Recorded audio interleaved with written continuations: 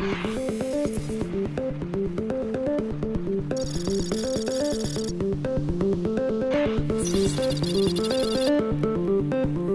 human foot is unique among mammals, the result of 4 million years of bioengineering. You think about this, what is your one attachment to Mother Earth all the time? Like, why do we need to wear shoes? Where have we forgotten the functionality of feet? For me, being barefoot is like my quick hack to just being connected with nature and present and in tune with what's going on around me.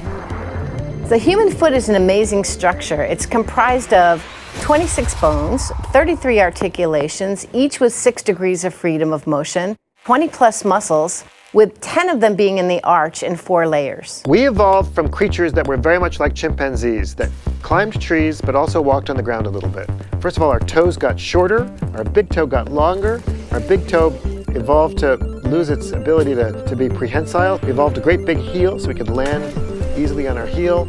And maybe most importantly, we evolved an arch in our foot that helps it stiffen it and also act as a spring.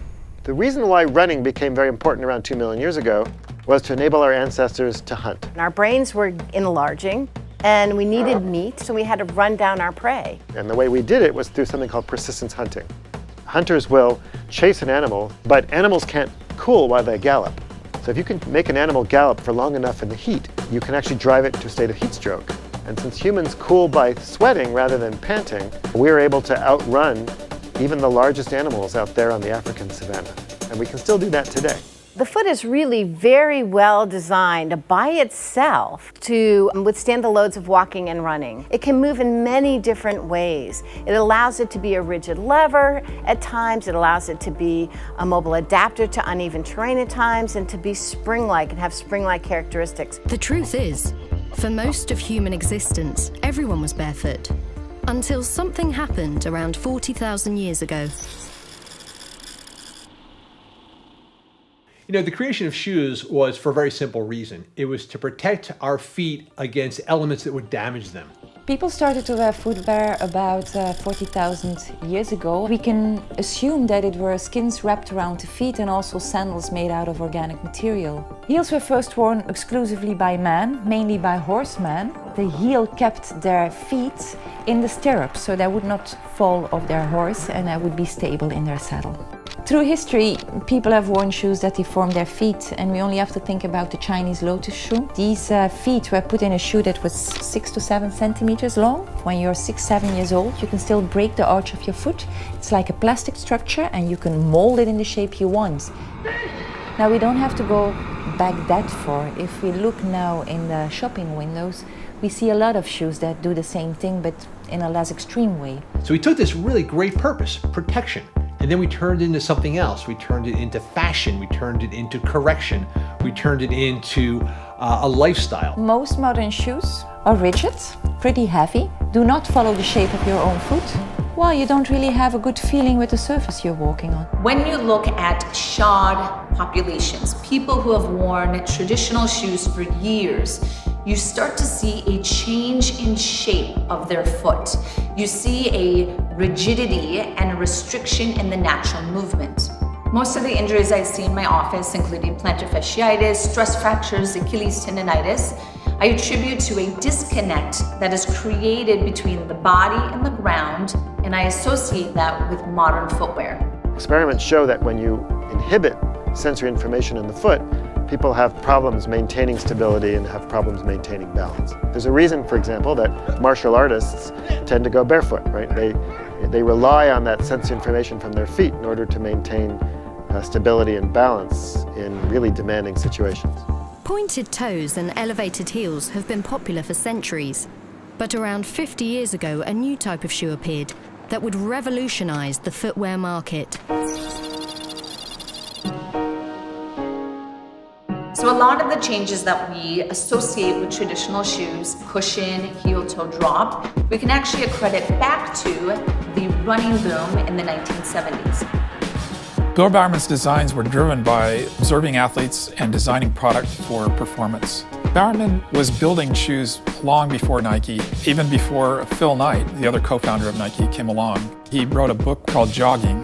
That book helped start the whole running movement in the US. people were coming to Bowerman wanting to learn how to run, learn how to jog. A lot of those people that hadn't done that before started having problems with their Achilles tendon and their calf. Bowerman decided upon a half-inch heel lift based on what doctors were telling him. It was because they were trying to accommodate people that had worn dress shoes all their life. It wasn't from the athletes, it was more from the general public that needed a product that they could wear without discomfort. Beyond that, they started adding a counter, they started adding arch support. So they're adding band-aids to the effect of creating a problem with the heel. When you put your foot in a cushioned shoe, it's the same as putting your butt in a cushioned sofa. What you're doing is allowing everything to relax and get soft and deactivate. I think one of the causes of weak feet is the chronic support that we have from modern footwear. A carbon fiber plate, springs in the heel, air within the heel, are trying to mimic a very intelligent system that we already naturally have.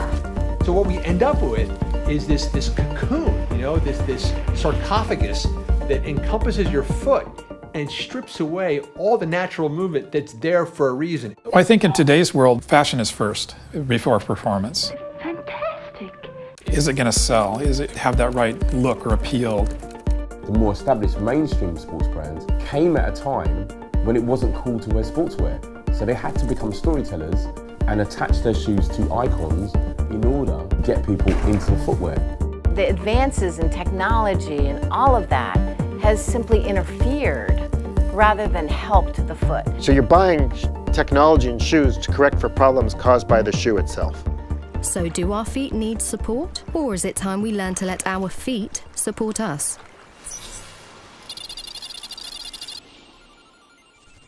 An impulse sent from neurons in the toe is chemically identical to an impulse sent from neurons in the nose. Your feet are riddled with sensory neurons. This makes perfect sense because in an evolutionary environment, you want to know exactly what you're stepping on. Is it hot? Is it cold? Is it sharp? Is it detecting any kind of danger? I believe that children should be barefoot as long as possible because this is when they are in their peak window of what's called neuroplasticity or brain and nervous system development. I don't think any kid wants to wear shoes.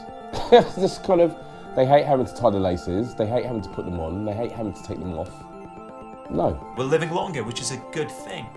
But one of the big risks as we get older is falling. It's a very simple thing, but people aren't talking to the elderly about their feet. It's quite intuitive. Bring them closer to the ground and their balance improves. I definitely think that we would all benefit if we transitioned our footwear to more minimal footwear. And we just published a study showing that foot muscles in the arch get stronger when you simply walk in minimal shoes. Running barefoot is a skill just like swimming. You don't just jump into the pool and think, okay, I'm going to master swimming this afternoon and I'll be good to go. Then I'm going to swim the English Channel. You need time to build up strength, endurance, and technique. What I tell designers is that design product that follows the foot rather than product that foot has to follow. So if you can design shoes that do that, then you're golden.